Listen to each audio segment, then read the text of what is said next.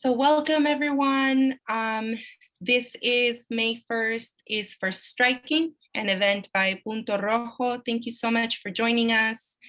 If you're on Zoom, if you're on Facebook, we are recording this event. So we'll also be able to post it later in different ways. Si nos están viendo desde Facebook Live y necesitan traducción, interpretación de inglés al español, estamos ofreciendo interpretación por medio de nuestro Zoom, nuestra junta de Zoom. Si hay alguien que nos está viendo en Facebook y necesita interpretación del inglés al español, pueden ir al link que va a estar en nuestros comentarios para poder entrar a la junta por medio de Zoom y así unirse a nuestro cuarto en español. Y vamos a tener las instrucciones también en los comentarios para que puedan hacerlo mientras llegan. So now switching back to English, thank you so much for joining us, everyone that's coming in. We're just gonna wait 3 minutes or so to make sure that folks are joining us before we start. So if anyone needs to go grab a glass of water, now's your time. Compañeras, ¿escucharon a mi compañera Lupita hablar ahorita? No, ¿verdad? Sí, la escuchamos. Ok. Ella estaba comentando que sí, que vamos a estar empezando en aproximadamente 3 minutos y si quieren o gustan agarrarse So una in the bebida meantime, I will share a little bit about o algo así. Puntorojo, who we are, and then also some of Ahorita the sería un buen momento, pero organizations vamos a that empezar are en un co-sponsoring par this de event. minutos. Puntorojo is a digital magazine. We've been around for a little bit over a year. We're a digital magazine focused on publishing the voices of intersectional and internationalist voices of Black, Brown, Indigenous, radicals, and revolutionaries who are leading multiracial struggles for social justice throughout the US, but also throughout the world. So we have been very lucky that through our magazine, we've been able to publish voices from outside of the US, especially from Latin America. And when we first started Puntorojo, we were definitely focused on the voices of Chicanx, Latinx, people here in the US and Mexico. But as we've grown, we've definitely seen that there is a hunger for an internationalist perspective and a multiracial perspective on a lot of the issues and movements that we're seeing pop up here in the US and around the world. And so we've been very happy to be a platform for those voices for over a year.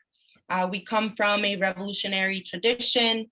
Many of us here who started Puntorojo or are currently part of the team, we do consider ourselves socialist revolutionaries, at the very least radicals. And so we definitely want to be building that sort of online platform for everybody. We're also very focused on providing bilingual content. And so that is the reason we are providing interpretation in this event. But we are also making sure to translate into Spanish most of our content that we put out in our magazine. And we also hope to collaborate with other groups and other digital media organizations who are putting out content if they want their articles, their content translated into Spanish to collaborate with us. So if you are a writer, an activist, or are part of an online magazine or platform and you are interested in collaborating with us on that, please definitely reach out to us.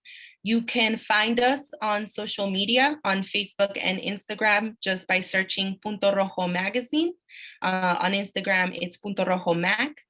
And you can also find us on our website, puntorojomagazine.org. Please sign up for our newsletter. We we publish all of our articles and send them out that way, and that is a great way for you to find out about future events. We are also on Patreon. If you would like to support our work, if you've read our articles or are now looking at the website that I've posted on the chat, you can also support us via Patreon, where you can make monetary contributions so that we are able to continue printing, commissioning the voices of artists, essentially paying activists, paying artists, paying revolutionaries. We got to make sure that this is definitely a labor of love and radicalism. We want to make sure that people are also paid for their labor, and that we are providing opportunities for young writers, Black, Brown, Indigenous writers who want to contribute their thoughts to us. So definitely check us out. We're also currently taking submissions on many different topics. So please also check that out on our social media, on our Patreon and website. And I think we are good to start this event.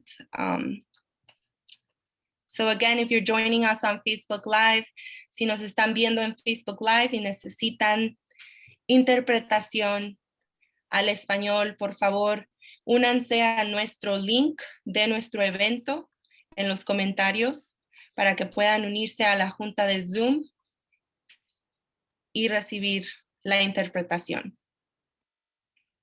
Si ya están aquí y necesitan la interpretación, pueden ver abajo de su pantalla unos 3 puntitos donde pueden ver la opción de interpretación al español o un globo donde pueden entrar al cuarto en español.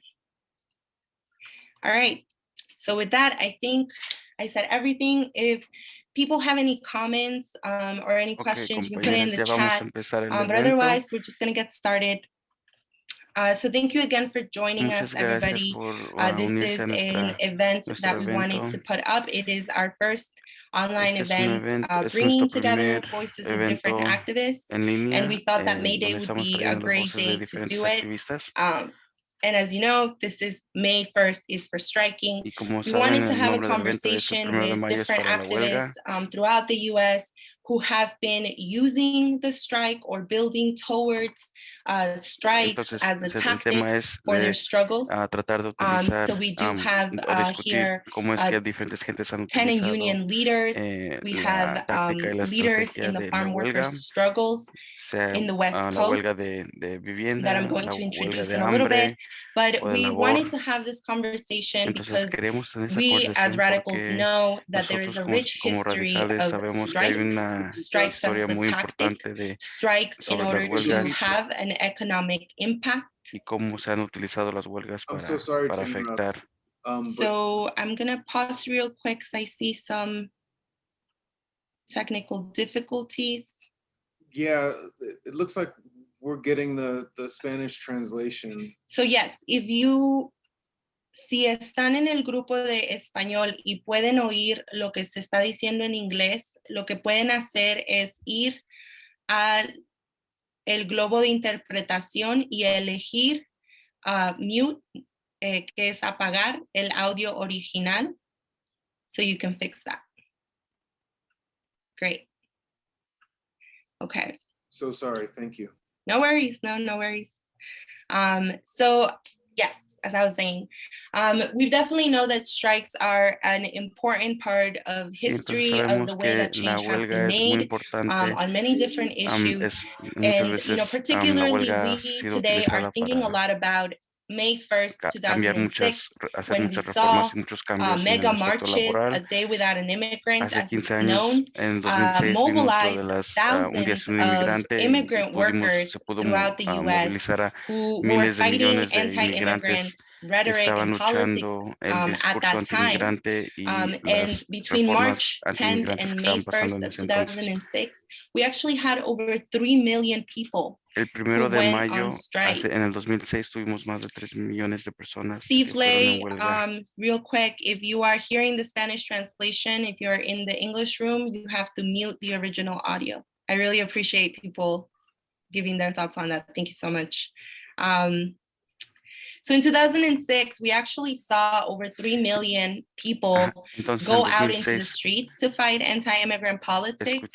vimos a And más de 3 that millones was de personas a strike irse en that was huelga a strike in a esa sense. vez. And in my opinion, it was Y, a one-day strike led by immigrant workers, y specifically ese to día, esa demand acción citizenship. de un día sin And inmigrante, it's pensamos, lo been consideramos 15 una years since the huelga mega marches of porque 2006. And es even lo más though cercano que that hemos tenido a una huelga, a un year paro we nacional had great en impact este and we're país. actually able to defeat the racist bill, the Sensenbrenner bill that was trying to criminalize De muchas immigrants. maneras What we fue saw in motivado por 2006 is that the Sensenbrenner establishment, Bill, que fue specifically the una Democratic legislación que Party and era mainstream anti-inmigrante y unions, mucha gente se called organizó for para luchar en workers to contra de actually get off esa the streets legislación en particular. and instead vote for Obama under the Yes We Can. And there was actually a slogan on May 1st that was very much pushed by Democrats, nonprofit organizations, that was today we strike, tomorrow we vote,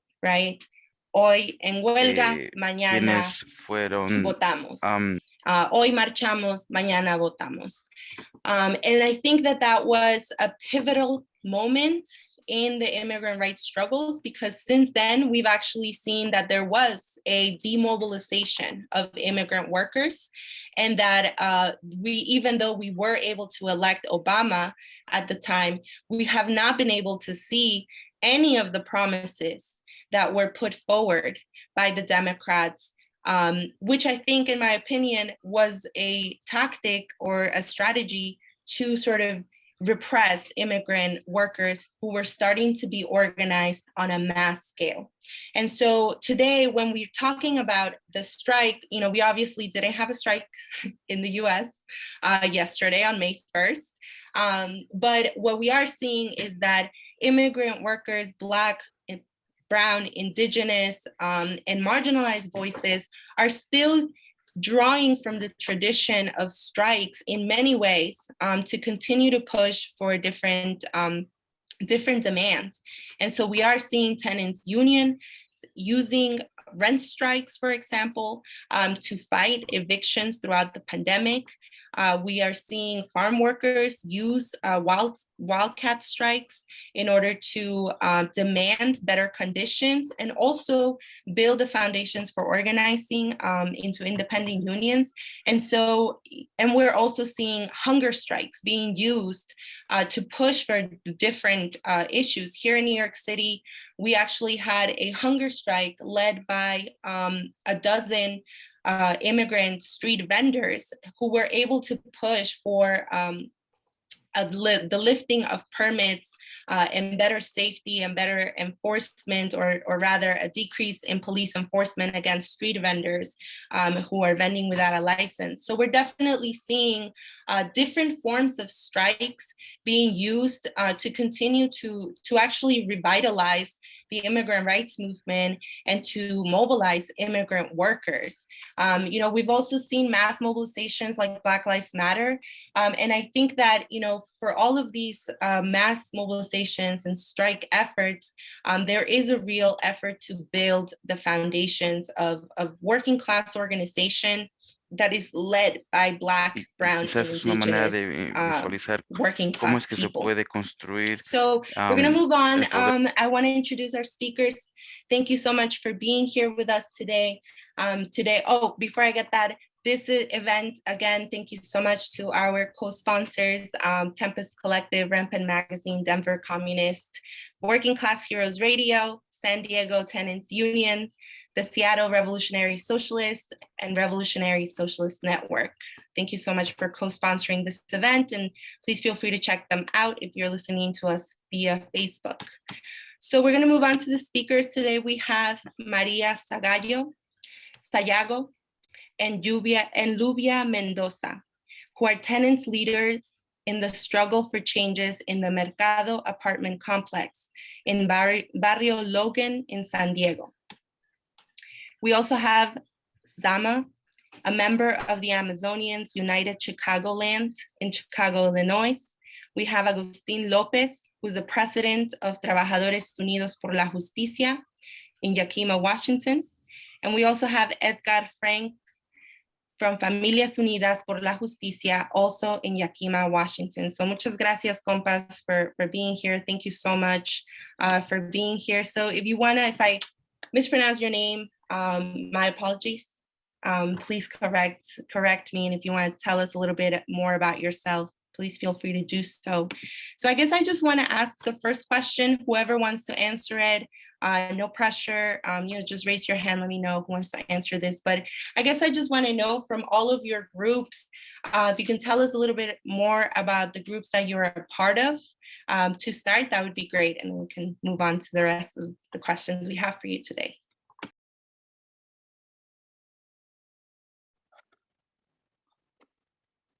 Hey, I'm Rafael with the San Diego Tenants Union, and our group has been working here in San Diego for several years, organizing tenants throughout the county to fight for their rights, to defend their tenants' rights, and to advocate for new rights and new policies.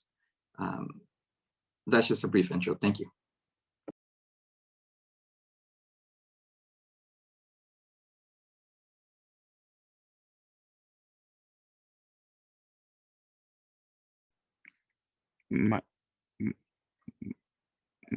My name is Agustin Lopez, and I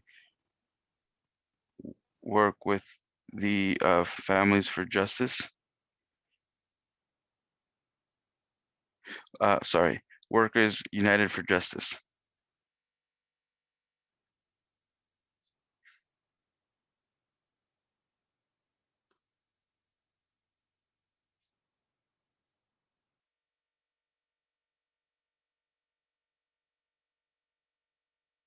Here in the Yakima Valley, we represent workers that work in apple industry, celery industry, and ¿cuál fue el último, señor Agustín?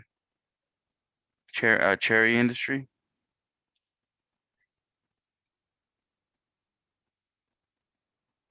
Thank you very much.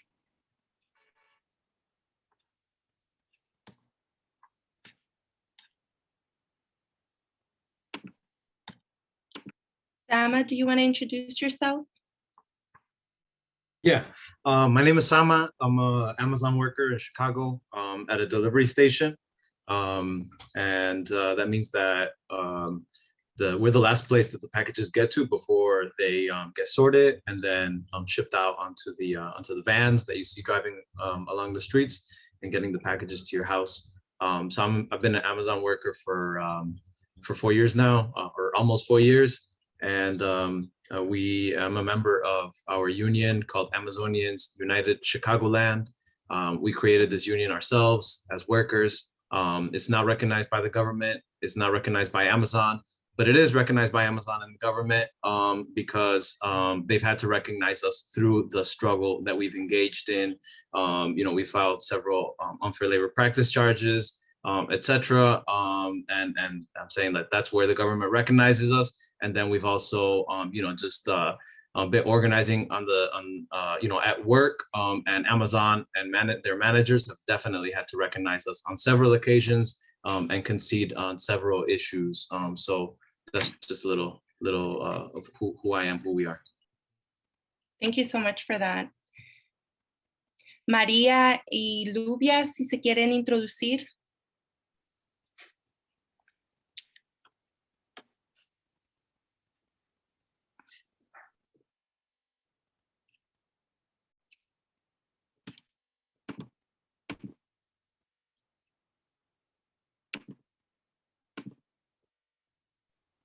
Hi, good afternoon. My name is Lubia Mendoza, and I'm one of the leaders here at the Mercado Apartments. Hi, good afternoon. My name is Maria Luisa Sayago, and I live here in the Mercado Apartments, and I'm one of the leaders of the Tenants Union. And thank you so much for allowing us to be in this panel. Thank you so much for joining us. It's really, really good to have you here. Edgar, I think you're our last speaker to introduce yourself. You want to tell us a little bit about what you're doing? Buenas tardes. My name is Edgar. I'm the political director for Independent Farm Worker Union in Washington State. It's called Familias Unidas por la Justicia. We have 500 members under a union contract. We've been organizing since 2013, and our work has kind of expanded now from just being a small local union to doing more statewide and policy and legislative boring stuff. But we still like to organize with workers. That's the thing that we'd like to do. But yeah, thank you for having us here. Great, of course. So yeah, I think, myself, I wasn't part of 2006, the mega marches. I was too young. And so if anybody here, if any of you were part of the mega marches in 2006 and want to share a little bit about that, please feel free to do so in your comments. I think that since then, we definitely have not seen as big of a mobilization around immigrants. But then, I think that all of you have continued to build with Black and Brown and immigrant workers in one way or another. So I did want to know, as our first question, how do you guys understand the strike, la huelga, as a tactic in your own movement, in what you're doing? So in the tenants union, what are the rent strikes? How have you guys thought about that as a group, in terms of using it as a tactic?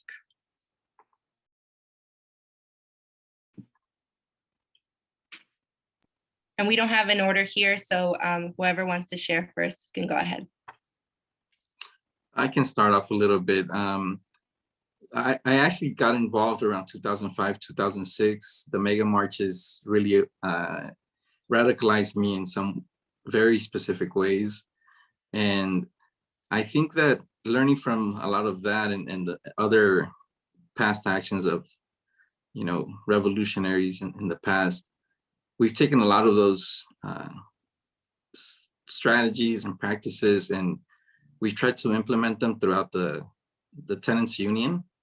And so we've pushed forward several actual rent strikes in Linda Vista, in City Heights, in Barrio Logan, and we've essentially seen rent strikes as another form of withholding basically our capital from labor.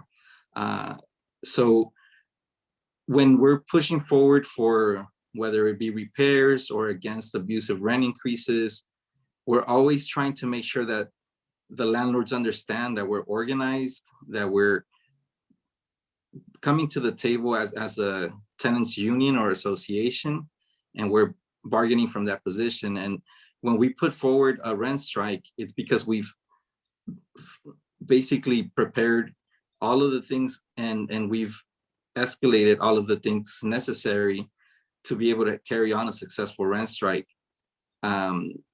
Maria and Lubia can elaborate, but when we've carried on the rent strike, it's more than just for one campaign. It's always trying to solidify that the tenants union not only threatens the rent strike, but understands the tool that it is and wields it at the appropriate time. And we never make a threat that we don't follow through on. So I think those are just very important key points that the strike itself gives the working class. And for us, we've seen tremendous success from strikes in the past.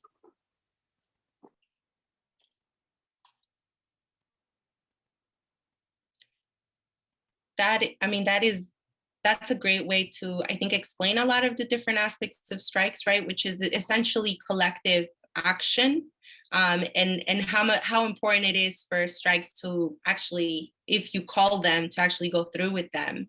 So I guess I'm wondering, I know, and from here in the East Coast, learning about the farm workers' struggle in California and seeing wildcat strikes happen, which were very inspiring. I'm very curious, how that came about, essentially, in the farm workers' struggle, and how you guys sort of envision that or think about it or talk about it amongst farm workers? Well, yeah, I think it's, we have to look at the history of the farm worker strikes, that were really successful and got us a lot of gains in the 60s, 70s. And I think that was one of the things that when we were organizing here, I think strikes happen a lot at every farm, a lot of farms, like throughout the year, you kind of see them or just hear about them. But I think the important thing is about the organizing that comes after and the demands that you're pushing forth, and what kind of support you're gonna get. I think here where we're from in the Northwest, there's always had been strikes, but they always get either put down, people get fired right away.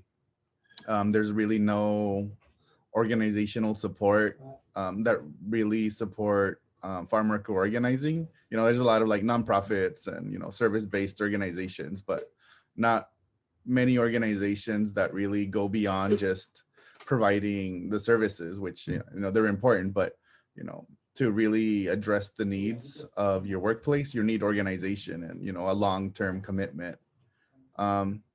So going on strike in 2013, it could have ended right away, like as many, because there was concessions that were made right away from the company, but the company within a couple days broke all those agreements that the workers and the company came up with. For audience, what was the company, if I can ask? It was called Sakuma Okay. Brothers Berry Farm, which is here. It's one of the biggest berry farms. So the workers realized that they needed to go something beyond just, like handshake agreements, that they needed something bigger and better, so they fought for a contract. But unfortunately, it's not as easy as just going to do a vote for farm workers, as we realized. A lot of the power still resides in farmers, and whether or not they recognize you as a union. They're not legally obligated to recognize you. So that's why you have to do strikes and boycotts and these other things to basically force people or the farmers to sit down and negotiate. And that's what happened here. We had to use all the labor stoppages, like at least for 4 years of doing this campaign, like at least 20 labor stoppages, and a boycott campaign that was international against Driscoll's, until it hurt their economics and they were getting bad PR, and finally granted us the right for a vote, which the workers, like 90% voted for the union, and yeah, we got a contract. And Amazing. since then we were officially in 2016 became the newest farm worker union in the United States, which we're really proud of, because it's all indigenous farm workers that are Mixteco and Triqui from Guerrero and Oaxaca. Most of them are undocumented, a lot of young people, so a lot of women. So, those are like things that really, really motivate us to push to see what more we can do. So a couple of questions have come up specifically around workers unions in Amazon and here with farm workers, this idea, and I think we've definitely seen that, since the 60s, we don't really see unions using mass strikes as much as they have. But in the last couple of years, we have seen sort of the reverse of that. We've seen the teachers unions, in LA, the LA teachers unions definitely using the strike, Chicago teachers as well. And we've definitely seen, 1-day work stoppages with Amazon workers. And so I think there is this tension about, unions and really large unions, mainstream unions, not necessarily recognizing the power of the strike today, and then also maybe not actually organizing in workers' industries that are very marginalized to create unions. And so, and this is, I think, a little bit of a question for Sama and Edgar, about, you know, what does it mean to be part of an independent union that is willing to think about that as a strike, you know, and why specifically did you guys think about doing an independent union as opposed to a traditional or mainstream union that already exists? So we got started just because there was issues in the workplace that we were just pissed about and that we needed to do something about. So it was like, we need water. We don't have water. We don't have regular access to clean water. Like, what are we gonna do? Like, call a union, then ask the union to come help us, and then the union doesn't even know what's going on inside, and then the union's gonna like, I don't know, we're gonna do an election, and then we're gonna like negotiate a contract and all this and that. You know, like, it's like, if there's an issue right there, we as workers can address it ourselves. What we have to do though is we have to get organized, and we have to communicate with each other. We have to meet up outside of work. We have to come up with a plan, and we have to execute that plan. It can't just be like, you know, one brave person speaking out against managers, you know, just screaming or something. Like, it has to be a plan where you're building unity with your coworkers, and where you're growing your organization, and where the managers, because there's less managers than there are workers, where the managers will feel that there is a shift in the balance of power between manager and workers. Because all of a sudden, it's not just like the managers dealing with each worker one individually. All of a sudden, the managers dealing with all the workers at the same time. And so then, even if the managers are wearing, you know, their little vests with a different color stripe, even though the managers are getting paid a little bit more, even though the managers are used to having the authority, we flip the table on them, because then it's like, we are the ones that do the work. First of all, we are the ones that know how to do the work, and we are more than you. So to a certain degree, that makes managers nervous, and it makes managers sometimes even scared. And there are a few things more beautiful than seeing the people that oppress you, the people that exploit you, the people that talk to you like you are a child, the people that disrespect you day in and out, tremble, and be nervous and stutter, because they are afraid of you. So that's how we got started. Basically, just because there was an issue, we had to do something about that issue. And so we came together to figure out what we are going to do about that issue. We just, you know, after we got a resolution to it, you know, we did a petition. We got 150 signatures, which is almost all of our coworkers on our shift. And then we turned in the petition. This took the place over a course of maybe 3 or 4 weeks. No, like 3 weeks. We turned the petition in, and we immediately, within an hour or two, got the water. And then within a week or two, we got water lines installed. And so now we have water, right? But then the managers try to claim that victory, and the managers try to say they did this out of the kindness of their heart. And so then we had to claim that we were like, no, we did this. And our coworkers knew, you know, but some on the other shifts didn't. So we had to put out a statement. And then once coworkers see that if we fight, we can win. If we do something, we can make some sort of change. And then it's at that point that people are like, why don't we do a petition for this? Let's do a petition for that. Hey, we got this issue, we got that issue. And so then there's more interest in coming to meetings, which, you know, before that, it's like, why would you come to a meeting with coworkers? What is that? That's weird.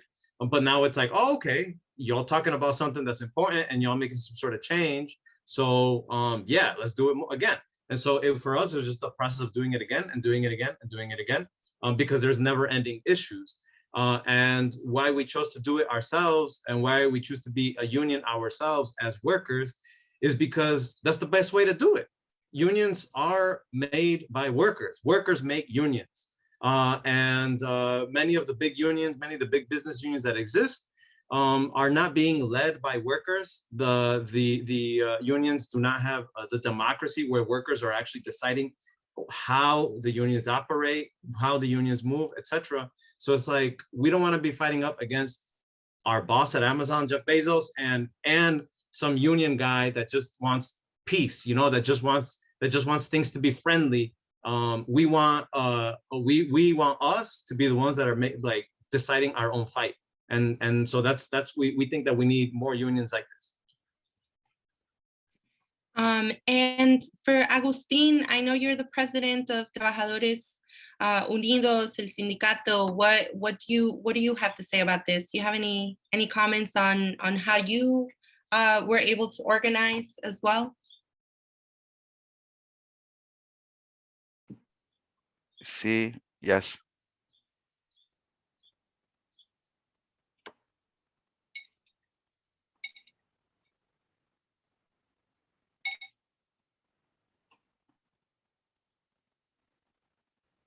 The company was called Adam Brothers, and we organized ourselves. And on the month of May of last year, we're about to make a year.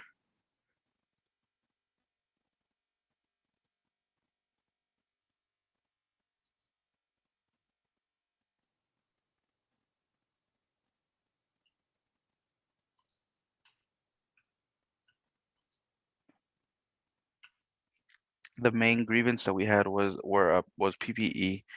The company was not offering any kind of equipment to handle the pandemic.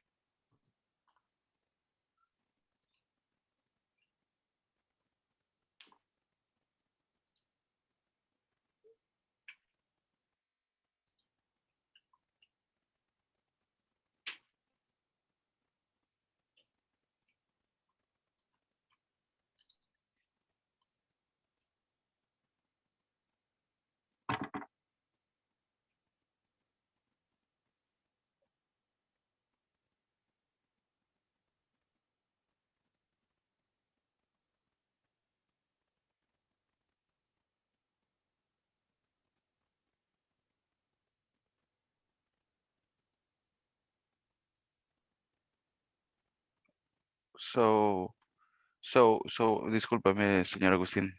So we were able to uh, organize ourselves and go on strike because the company was not giving into our demands for the PPE protection. Eventually, we did make some gains. We went on strike. We made some gains on some of the demands, but we're actually still in struggle with the company because not all of our demands were met. We did form into an independent farm workers union, and we still have we're still in the struggle for demands that were not met yet.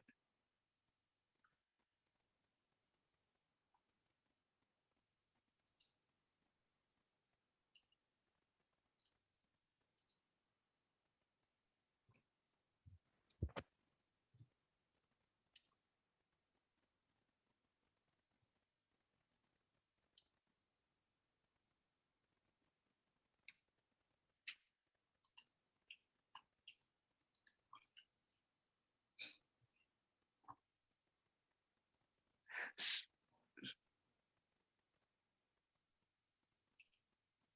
So we've held several elections and votes, but it seems that this company has been undermining our efforts, and so the votes that we have held and the elections that we have held have not always been the cleanest, and so this is a clear violation of workers' rights to organizing. And so right now, that's what we're sort of the angle we're taking with our organizing efforts, trying to expose this.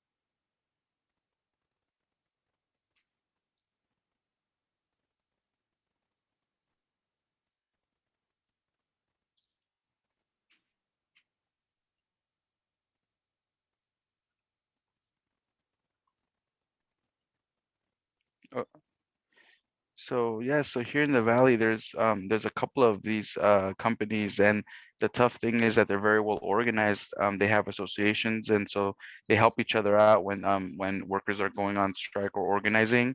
They communicate with each other through their associations, and they share resources with each other. And so that really is not that's really tough to organize against these really powerful companies here in the Valley. Yeah. Entonces, Great, thank you so much for that. That's great, Agustin. And thank you, Eric, for doing our interpretation today. muchas gracias, Agustín, This por is the compartir first su time we're doing a experiencia. bilingual event. So Y thank you so much for your gracias, patience, Eric, por and to Eric for all of that. Before we move on to the next question that I have for y'all, for anyone watching us on Facebook Live, you can also join us via Zoom through the link in the comments. Y si alguien en Facebook nos está viendo y necesitan interpretación al español, estamos proveyendo interpretación ahorita. Pueden unirse a la junta de Zoom por medio del link que está en nuestros comentarios. Y al unirse a esa junta pueden escoger la interpretación al español. La interpretación al español cuando entren a la junta, o si hay alguien aquí en el Zoom que necesita entrar, puedes presionar los 3 puntitos en la sección de abajo de su pantalla y ahí elegir la interpretación. También puede que vean un mundo, un planeta, donde pueden elegir el cuarto. Y también, por favor, asegúrense de que presionen apagar el audio original para que solamente puedan escuchar el español. Well, okay, so we're going to move on to this next question. Y this is for Sandra. Sí veo que se corta. ¿Me puedes decir quién? Bueno, trata de volver a entrar y si sigues teniendo el problema, por favor, ponlo en el chat. So my next question, this is for Maria y Luvia. I know that you guys are tenant union leaders, and so that's different than organizing in the workplace. And you mentioned the use of strikes, rent strikes in your tenants union. Can you share with us a little bit, how do you organize a tenants union? And then how did you start talking to your members, the tenants in your barrio, about the rent strike and what that would mean and why it was important to do it?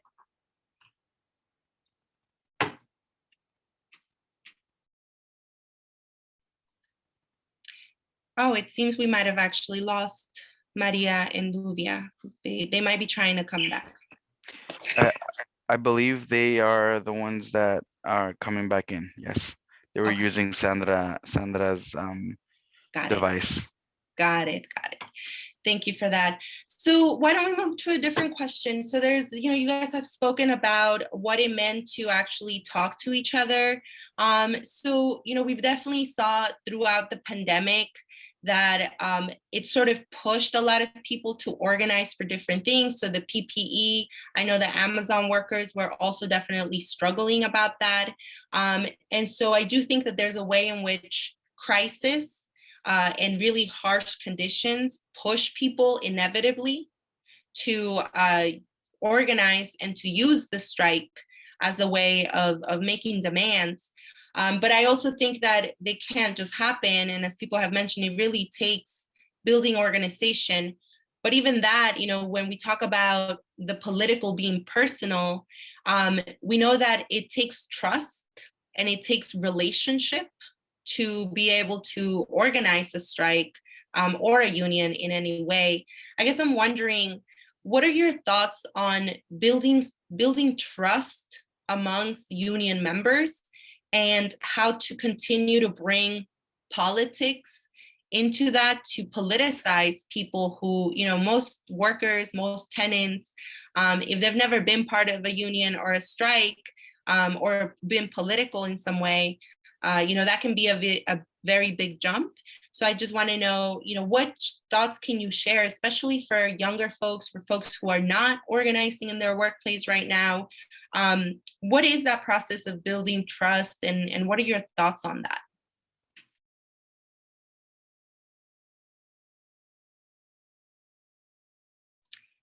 And I know that Sandra, Maria, and Lubia have joined us back. So, maybe if you guys want to start first. So Sandra, Maria, and Lubia, I guess I'm wondering, in your tenants union, what did it mean to build trust and relationships with tenants? And how were you able to do that to organize for rent strikes?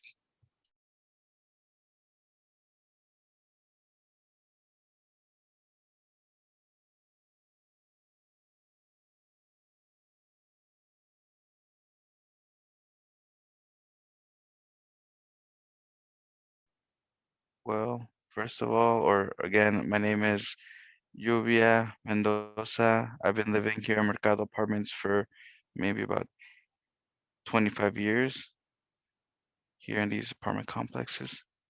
18 years, sorry. And yes, we started struggling here a lot.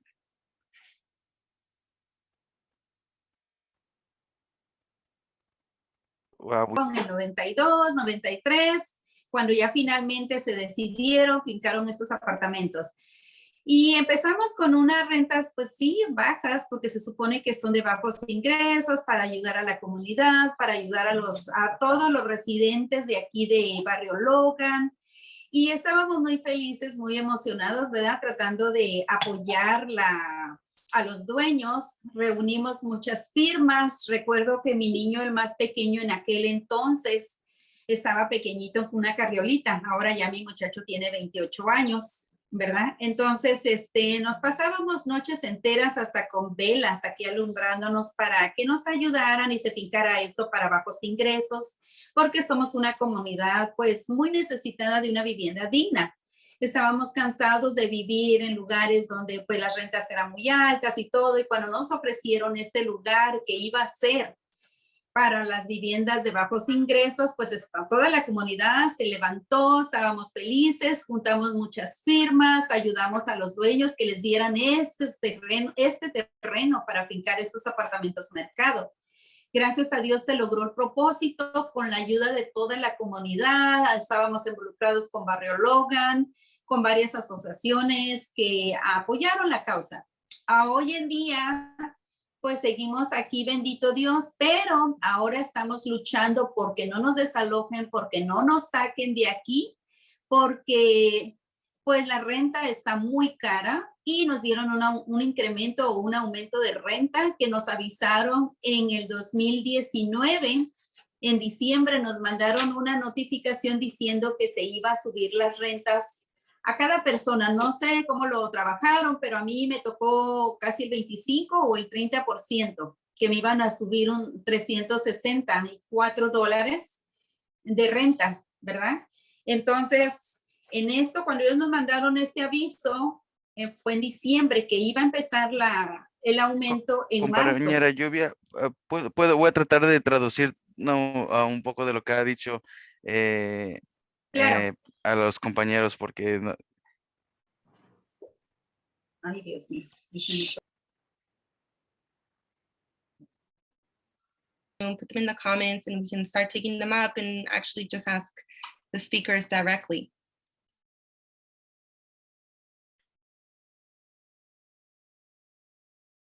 abbreviated version of what la compañera Lluvia has said. So she mentioned that she's been in the struggle for a really long time, actually, that the apartments were originally not designated low-income apartments. And so back in the late 80s, early 90s, they were involved in that. They managed to, and so there was a relationship, I believe, with the owners at the time, to get these apartment complexes to become designated for low income. It seems that they won, and now what they're struggling for is to not be, what is the word? displaced. I was thinking in Español. Displaced from their homes. And another thing that they recently were able to win, I believe was a rent reduction in the amount. In her case, I think of Lubia's case was for a rent reduction of 25%, if I'm not mistaken. But yes, so I'm gonna go back and let la compañera speak again, so that way I can translate the next bit.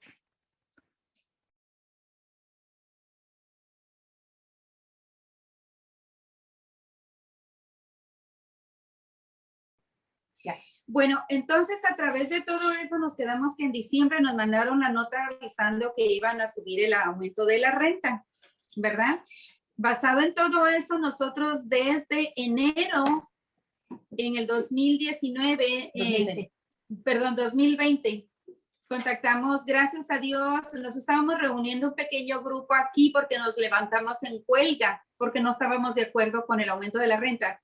Gracias a Dios, a uno de los inquilinos aquí que se llama Omar, contactó a Rafael y a Virginia, que fueron las personas que nos han apoyado, nos han ayudado. Ellos son activistas y ayudan muchísimo a la gente y a la comunidad. Muchas gracias, Lluvia.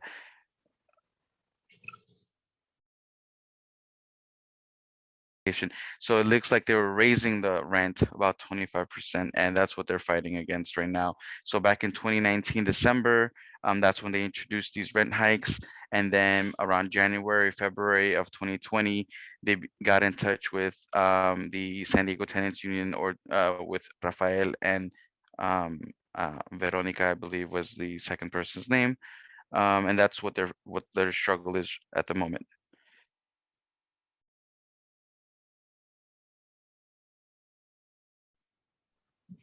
Bueno, pues entonces, gracias a Dios, contactaron a estas personas que ellos son activistas. Desde entonces conocemos a Rafael Bautista, que nos ha instruido bastante, nos ha ayudado bastante. De hecho, puedo decir con orgullo que nos hemos educado porque no teníamos conocimiento de cómo empezar, cómo luchar, cómo defendernos. Somos una comunidad de verdad donde ocupamos demasiada ayuda, demasiada información. Entonces nosotros no teníamos conocimiento de cómo empezar todo esto, pero gracias a Dios, a él y a las personas que actualmente siguen con nosotros apoyándonos, Sandra Galindo, tenemos ahorita una abogada que hasta hemos llegado hasta ese punto de mencionar, de llegar con la abogada Nicole, que es la que nos está representando, Nicole Mendoza creo que se llama, su apellido, perdón. Y entonces empezamos a organizar marchas, empezamos a organizar protestas. La primera vez fuimos a la casa del señor Arnulfo, que es el dueño de aquí de los apartamentos Mercado. No sé si es dueño, socio, lo que sea, pero es la única persona que conocemos. A ver, deje traducirlo. A ver. Right, so thanks to the San Diego Tenants Union, to Rafael and Sandra. We've been educating ourselves on our rights, and on not just on our rights, but also on how to even start the struggle.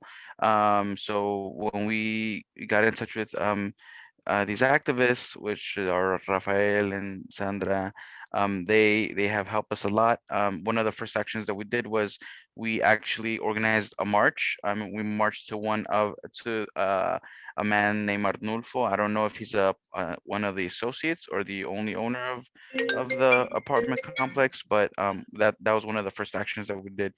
We marched to his home.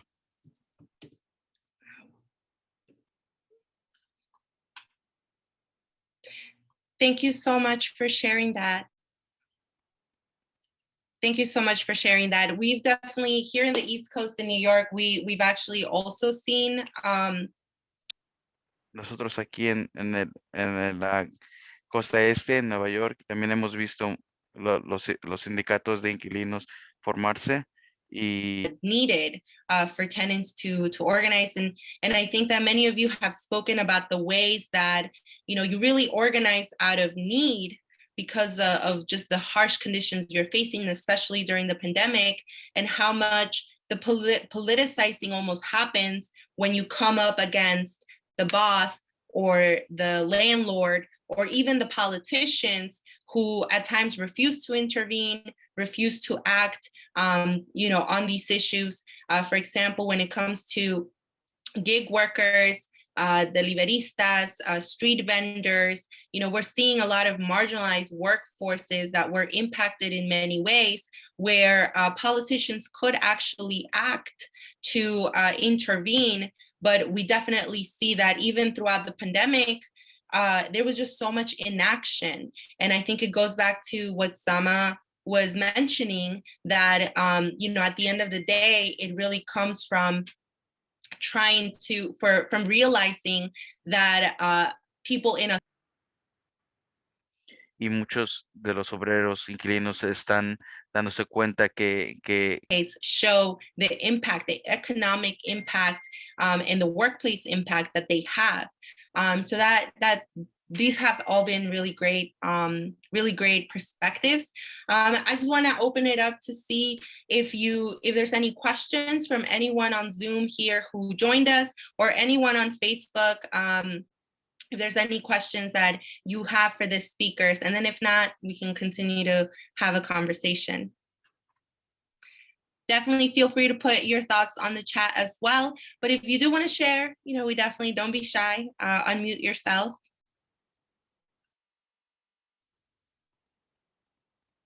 There's also a reactions option where you can raise your hand. Great, let's go to Jason. Jason, go ahead.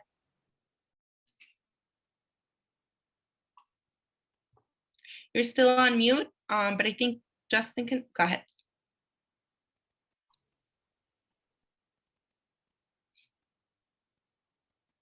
Mute.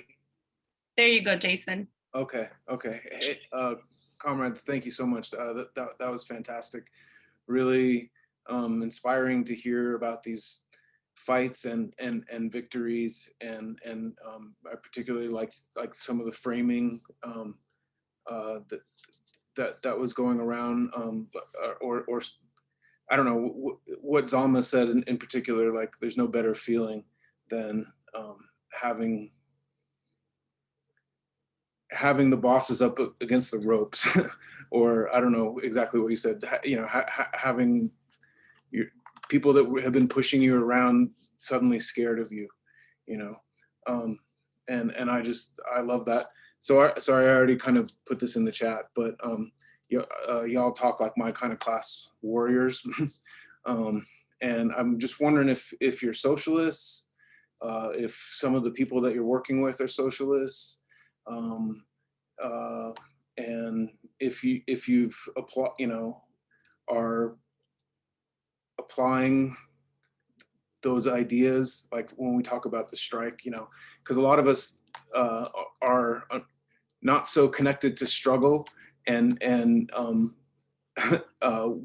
you know, would love to be where we could put, you know, some of our ideas into practice.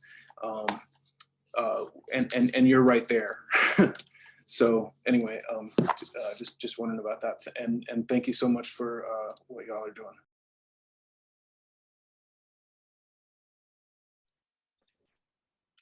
Anybody want to make a quick answer about that? And if not, we can go to Max. I can say real quick. I've met a lot of people, you know, that say they're socialists, they're communists, they're anarchists, et cetera, et cetera. And I mean, I think honestly, like, it sounds nice and all, but like, talk is cheap. And I base people's politics off their actions, right? So I think it's the same, you know, for people out there seeing what it is that we're doing, seeing what it is that I'm doing, seeing what it is that all of us are doing together. You judge or call, you know, whatever it is, based on the politics that you think, you know what I mean? The politics are what it is that you do. Yeah, I mean, I think that we have to like really be on the ground and really be connected with the people in order to move any sort of politics forward. I think that most people, or a lot of people that say that they're socialists, are very disconnected from the working class, aka they don't work in working class jobs. They work in more cushy, you know, middle class or professional jobs. There's too many folks are like looking to still move up in society, when like society is about to burn down. So it's like if you want to advance your politics, you got to advance it with the working class. And if you want to advance it with the working class, then you got to be with the working class. Whether that means getting a job somewhere where it's a site of struggle, and building that struggle up, humbling yourself, and learning from your coworkers, not having your head, I'm not saying you in particular, but like not having your head up in the air and your feet disconnected from the ground. I think we gotta be connected to the ground if we are with the ground,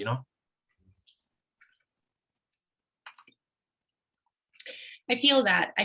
And I will say that we are actually also seeing a lot of unionization waves amongst professional workers, or more middle-class workers. I myself am a paralegal for a legal services organization. And here in New York, we've actually seen a wave of just 5, 6, 7, 8 different nonprofits where paralegals, legal assistants, and even the attorneys are organizing into unions. But I definitely see what you're saying in terms of basically that the idea that if you are for the working class, if you are for building union power, wherever you're at, you're either part of struggle or go wherever there is struggle, so that you can actually, have that praxis of implementing your politics and building solidarity, across as a union with other movements.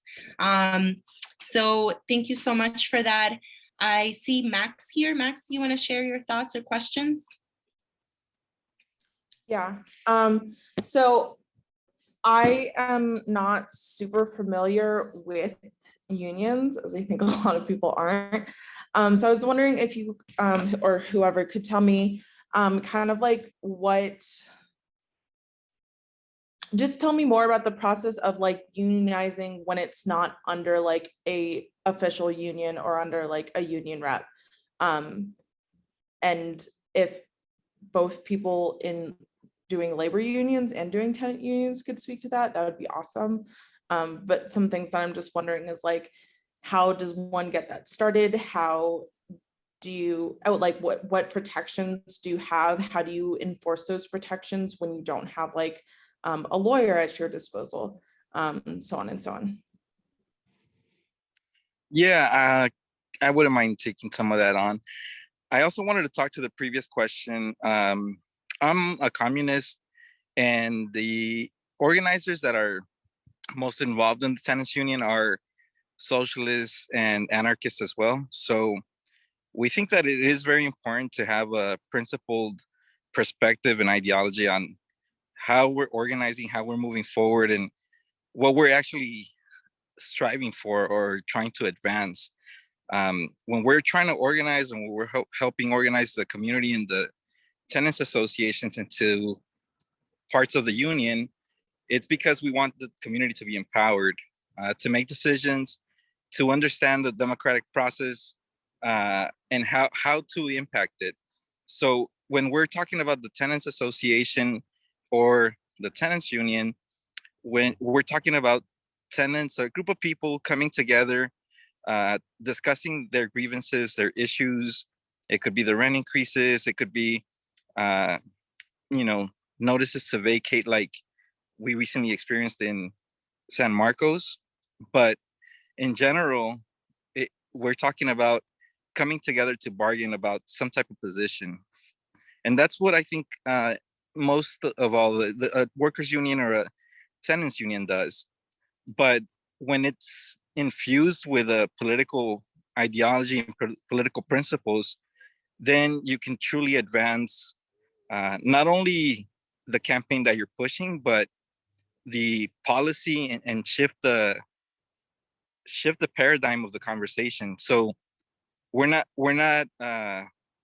allowing for the openings to allow liberals to come in and water down the tenants union or do something that will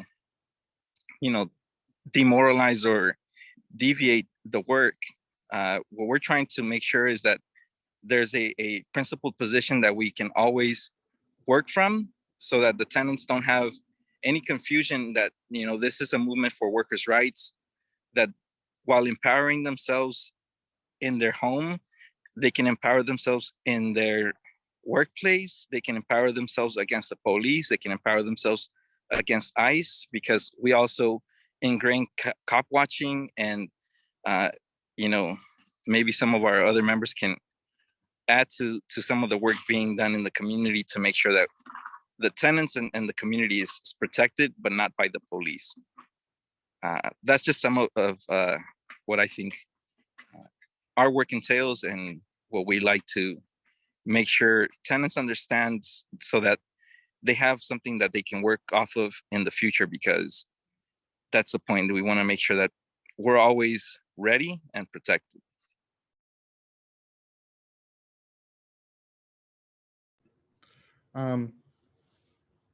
To get a union started, I guess it is, it's easy and it's hard, because sometimes it's easy to get the people together, and fighting for a common cause, and have the demands, and ready to fight for it.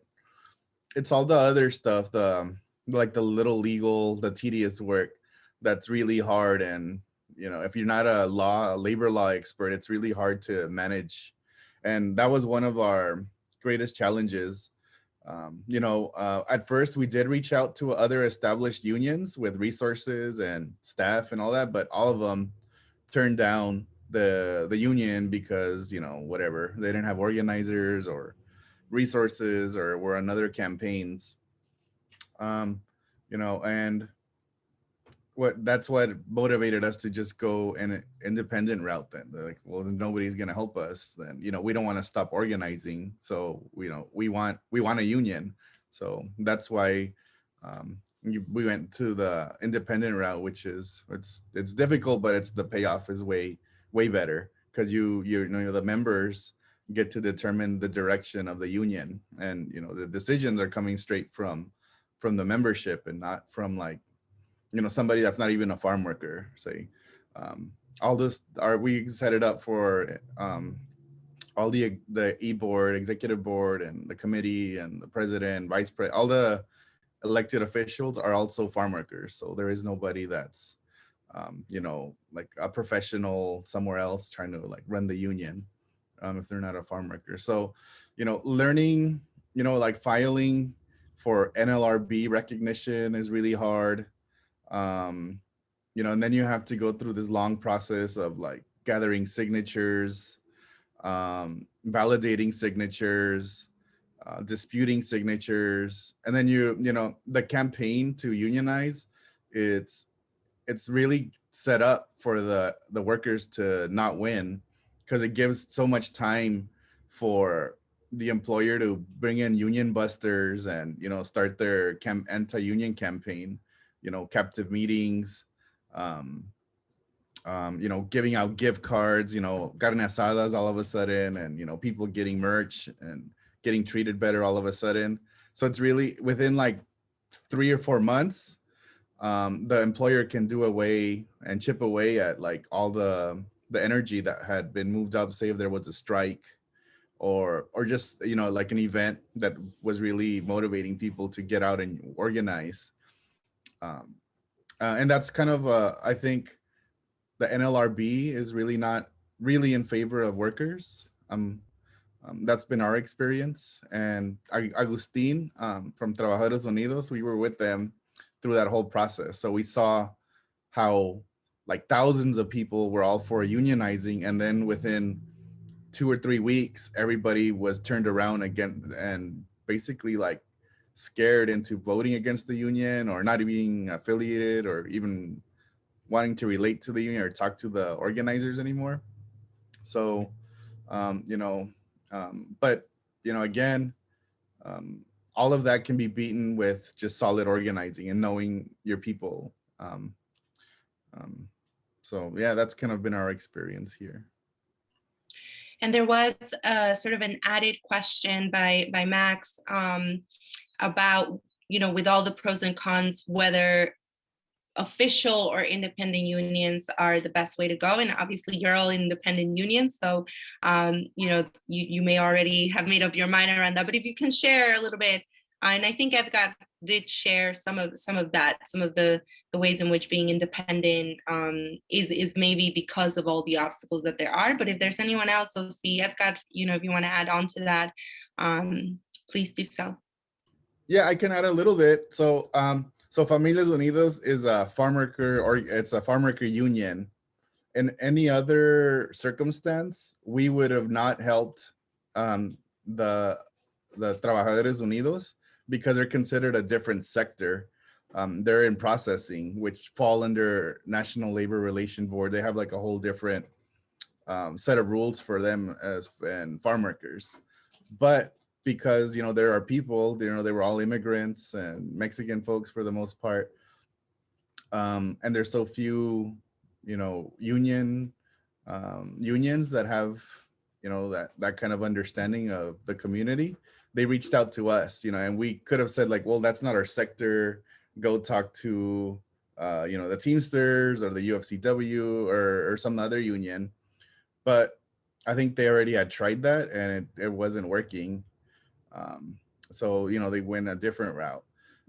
And, we didn't go there to become part of Familias Unidas, to join Familias Unidas. We were like, well, you can start your own union. You could be Familias Unidas, but, we prefer it. We're not from Yakima, we're from a whole different area, but, your area. So you could, we can show you a little bit about what we know, and, you can determine what way you want to go. So, yeah, that's kind of, and we always push for more independent unions. Yeah, established unions are good and everything, but independent unions, I think they're more needed now in this time.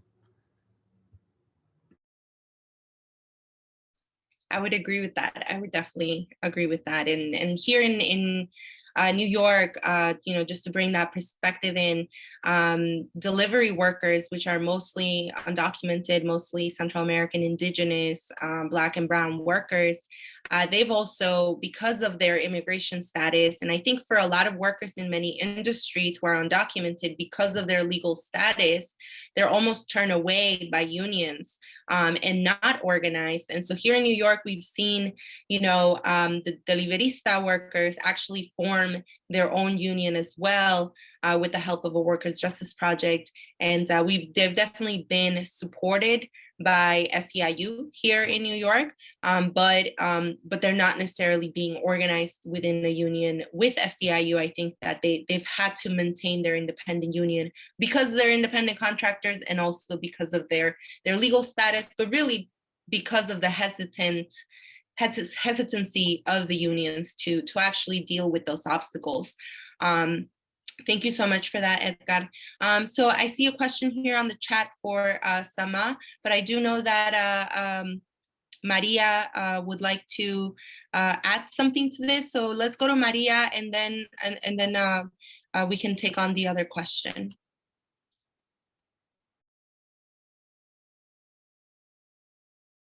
De cuarto, perdón.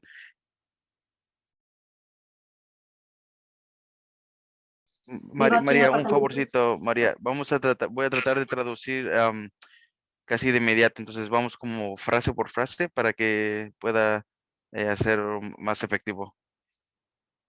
Está bien. Buenas tardes, mi nombre es María Luisa Sayago. Estoy aquí porque para mí ha sido muy importante pertenecer a un sindicato. Eso la verdad ha sido una puerta para mí en estos tiempos, porque desgraciadamente nosotros fuimos contagiados por el COVID.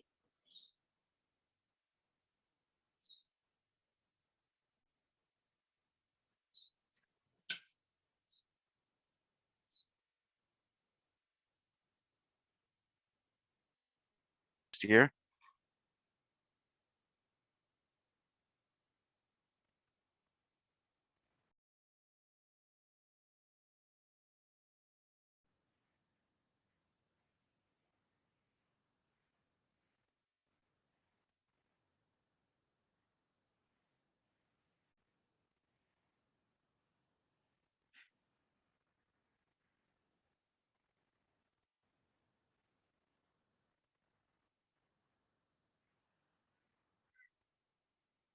So it was really important because we received almost like no help except for the tenants union. So even though we're not family, they were like family to us. You know, they treat us really well. They were really, really helpful. And so especially in these trying times.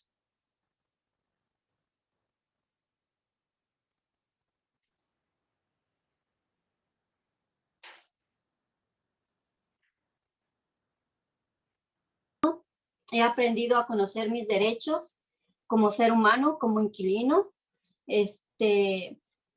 en todos los aspectos. Hemos tenido talleres que nos han instruido mucho aquí en Apartamentos Mercado. La verdad ha sido un factor muy importante el sindicato. Rafael ha sido una persona que nos ha inyectado mucha confianza, mucha seguridad. La verdad es como si Apartamentos Mercado hubiera despertado con este sindicato y estamos agradecidos y pienso que es una herramienta súper primordial tener un sindicatos y tener esa herramienta.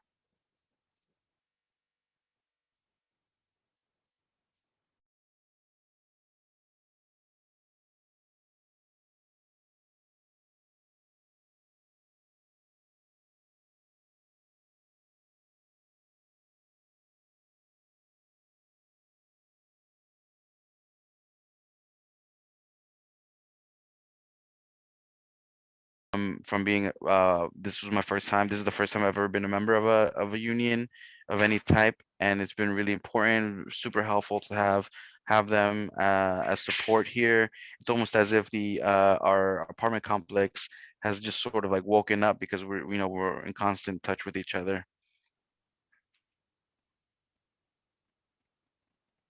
Thank you so much for sharing that. That was amazing. And definitely, I think, it just provides you with support where there is none. I want to take up Steve's question. Steve, do you want to ask it yourself or? Yeah, I'm unmuting. Okay, am I unmuted? Okay. Yeah, this is kind of to everybody, but especially to Zama. The Amazonians United strategy is slightly different, I think, than some of the other strategies here. So far, you guys haven't been aiming at getting contracts and so forth, whereas even the independent unions are. So I'd like to ask you to explain that a little more, what your strategy is to how to solidify the gains that you make when you do the walkouts and so forth. And then just a couple other questions real quick. How is Amazonians United aiming at spreading across the rest of Amazon besides just the particular areas you have? And also how do you see yourselves trying to influence the rest of the labor movement and or the rest of the working class in terms of these kind of struggles? So yeah, thanks a lot. So that's a good number of questions, and they're pretty. I can go into a lot of depth into each of them. I feel like I don't have enough time probably, so I'm just gonna take a stab at it. And Lupita, if I'm going too long, just let me know, please. Yeah, I'll try to look at that little screen. Anyways, okay. So how do we solidify the gains?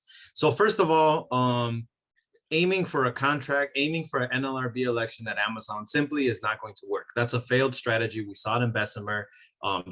You see it in Europe. Like it's simply not going to work unless you can do that kind of strategy at a very significant percentage of facilities in a particular metro area or the entire United States. Going for a contract, that's simply not going to work. I don't think that with the redundancy that Amazon has built into their network, with the amount of turnover that exists, you're just going to be burning yourself out. So the method that we approach is by organizing committees at our workplaces, committees that are taking on issues, fighting those issues, winning those issues, and in the process growing, as well as building community at our workplaces. So our unions, our spaces, it's like a light in a place where it's mostly dark. It's a place where people want to be. People want to come to meetings because it's a place where we care about each other, and where we're talking about the bullshit that we're going through at work, and commiserating and whatnot, and we're coming up with solutions, and we're implementing those solutions. So we've done that for water. How was that? How was that solidified? Well, they installed the water stations, and then that's kind of just solidified. There was another struggle that we did regarding a particular manager. This manager was being disrespectful, and so we did a petition about them, and that, I mean, they were essentially sent away on vacation, or they went on vacation supposedly. When they came back, they came with a completely different attitude, talking to workers in a completely different way. And so I would say that change from our action was solidified in that particular way, and then it was also amplified because then the higher levels of management told the lower levels of management, stop yelling at workers, stop treating them in this manner, start treating them nicer, because then they're going to keep on getting pissed and they're going to keep on rising up and causing all sorts of trouble. Another example is we began a campaign for paid time off. We did not have paid time off, although it said that we should have paid time off in our, they call it the owner's manual, which is our policy, company policies and whatnot. So we started a campaign for paid time off. It started in Sacramento, Sacramento Amazonians United. They put up a fight. They did a petition. They started wearing buttons. They did a walkout, and then we picked up the fight because we were like, well, shit, they're fighting for everybody. We gotta join in too. So we did the same thing. We did a similar thing, and then New York City Amazonians United did a similar thing. And we had connected through seeing each other's actions online, through phone calls, getting connected to different networks and whatnot. And what ended up happening was, we did the actions, we were building the solidarity, we were bringing coworkers on board. The majority of coworkers were in PTO buttons. We were preparing to expand the campaign into other delivery stations, fulfillment centers, no, mostly delivery stations, honestly, that also identified with the issue and agree with what we were doing. And then the pandemic hit, and the next thing you know, Amazon made an announcement. We are giving everyone paid time off.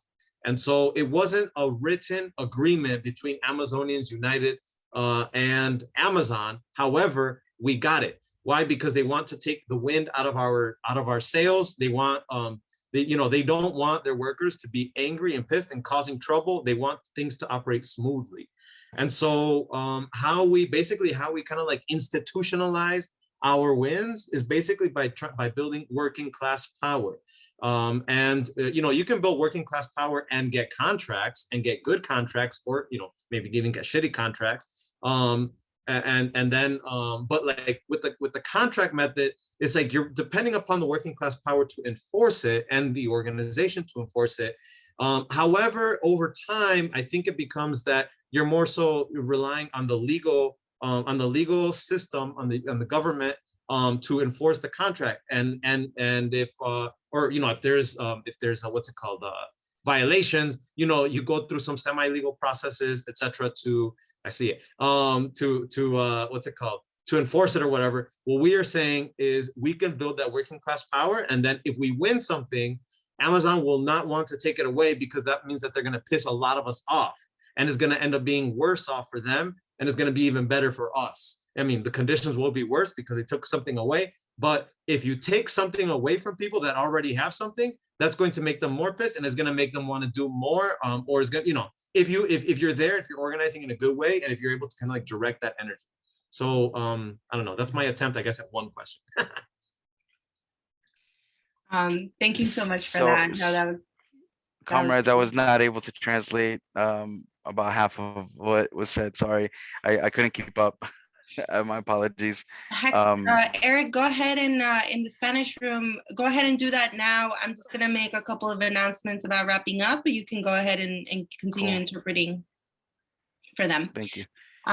So yes, so we're coming to the end of our event. This was supposed to end at 5:30, but I cannot not ask this question, which is the question I want to end on. And then, so whoever can stick around, please do so. And if not, thank you so much for joining us. Please check us out at puntorojomag.org and on social media, Puntorojo Magazine, on Facebook and Instagram.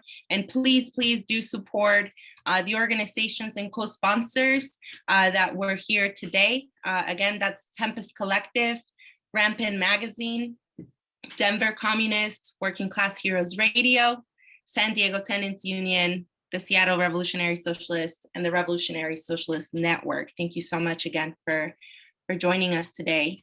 The last question I want to ask. So we've been talking about building strikes, building unions, in the workplace, in neighborhoods, in communities, and how we do all of that. And so obviously people do that to advance their conditions and their struggle in that particular place.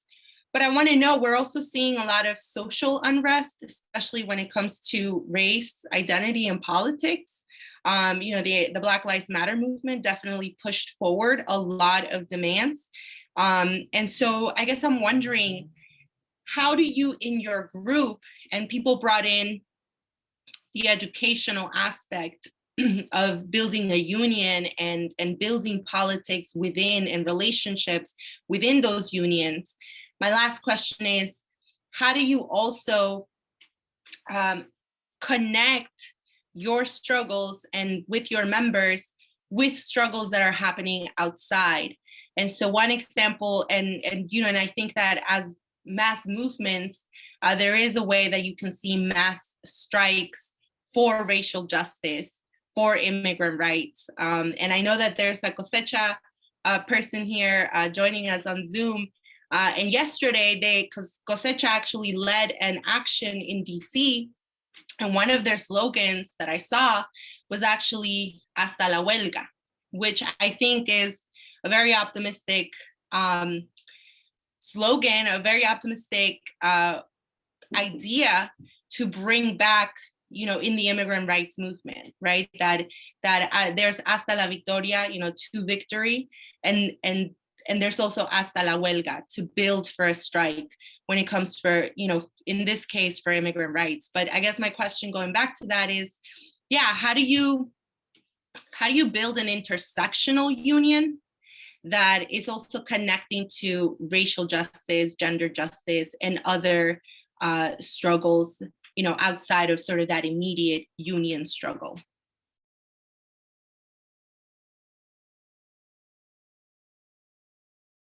Can you repeat that, Lupita? Yeah, absolutely. Yes. How do you connect your union struggle with your tenants or workers to the bigger social issues and movements we're also seeing against racism, against sexism, Islamophobia, for land back, as Max mentioned? How do you connect the union struggle with these broader struggles?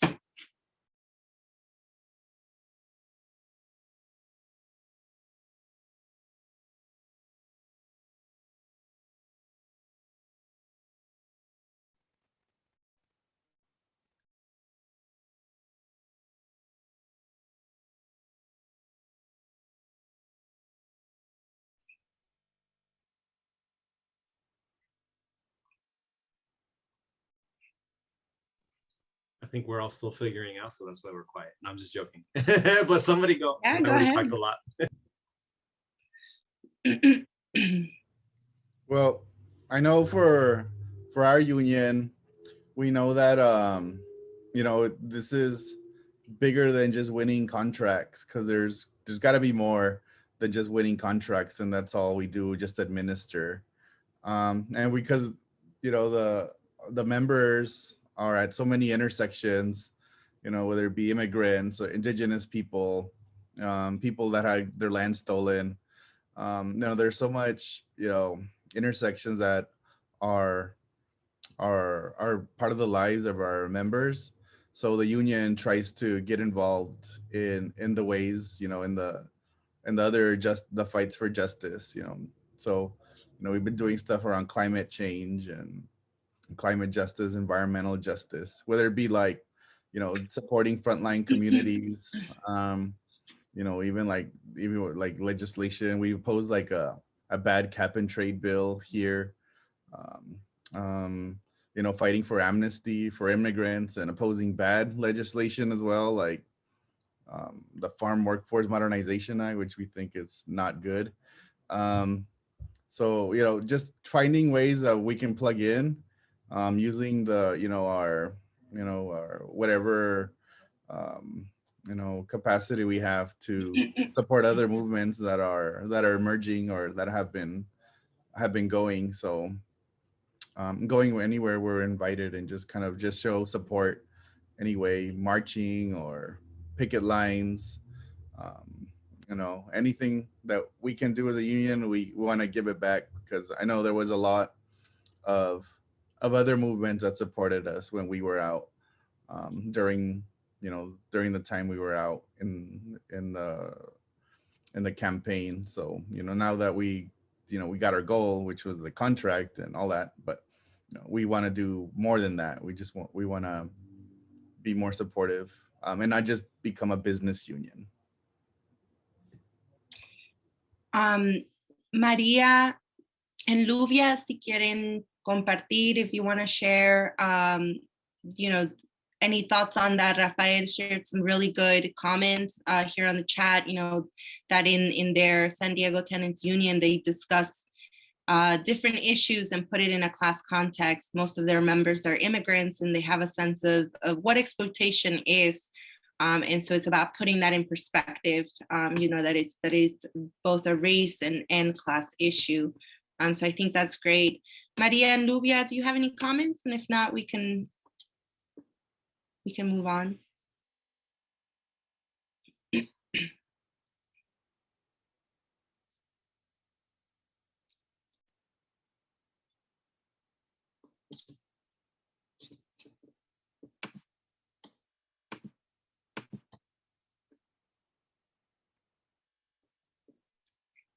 A ver, ya voy.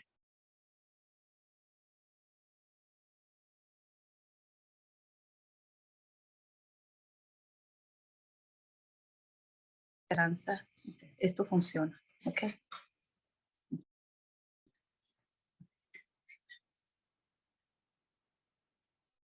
¿Ya? Okay. Oh, okay. ¿Que él nos avisamos o ya? ¿Yo puedo hablar?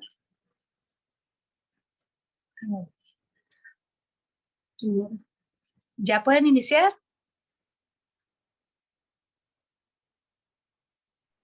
Perdónenme, sí pueden iniciar, compañeras.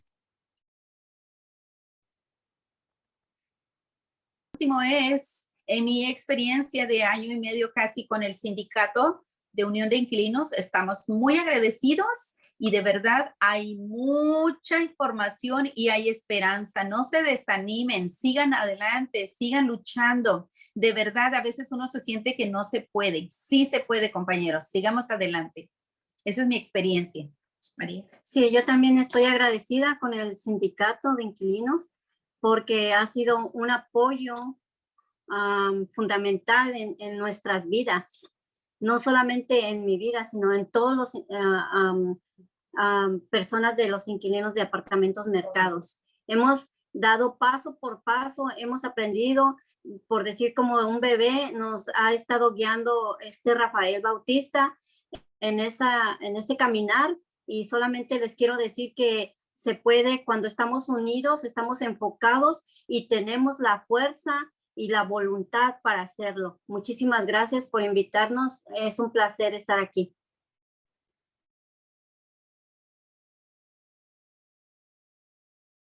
Yeah, I just want to express a lot of gratitude to being part of a union. They really want to encourage everyone to like form their own unions, and because there's just so much to learn from that struggle.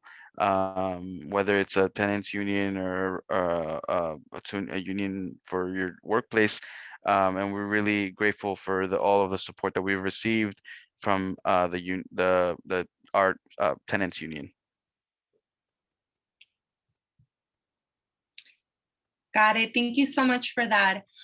So we are going to wrap up. I don't want to keep you on this beautiful, beautiful Sunday afternoon. Thank you so much for having joined us, for all of your perspectives. I know that you can all say so much more about all of this. We definitely want to encourage you as a magazine. We want to publish the voices of people who are doing this work on the ground. So if there's anything that you wanted to say today that you didn't get to say, please do consider submitting, a report on any action that you have, or just any general articles taking up these issues, how to organize an independent union step by step, how to build trust and relationships, how to provide language access. I know that, we do have a diverse working class, and in every industry, there's so much marginalization that happens because of lack of language. So, if you want to share any submissions with us, we are currently taking those on many different issues. And that you might see on your screen is our call for submissions this month and next month. And, we are trying to specifically focus on questions of intersectionality and identity, but also, debates about electoralism, the Biden era, what has and hasn't been happening through Biden's administration. And then we're also taking art and creative writing. So if you know any working class artists, writers, or activists that have anything to say or anything to share about these things, please do send them our way or send them our information. And thank you again so much for being here and for your patience as we provide interpretation. We're definitely gonna be talking about how we can do that better and how to continue doing it, because it is very, very important. And I think especially in the left, there has to be more efforts to do this and to provide this kind of space for Black, Brown, Indigenous peoples to share their contributions in the language that they are most comfortable in. So I think with that, I'm gonna wrap it up. Thank you so much for joining us. I hope you had a good Mayday yesterday. You were able to join a strike or any action. Solidarity to all of y'all. Please stay in touch with all of us. And I think that's it. Thank you so much to all of our speakers, Edgar, Sama, and for all of our co-sponsors, Maria, Lubia, thank you so much.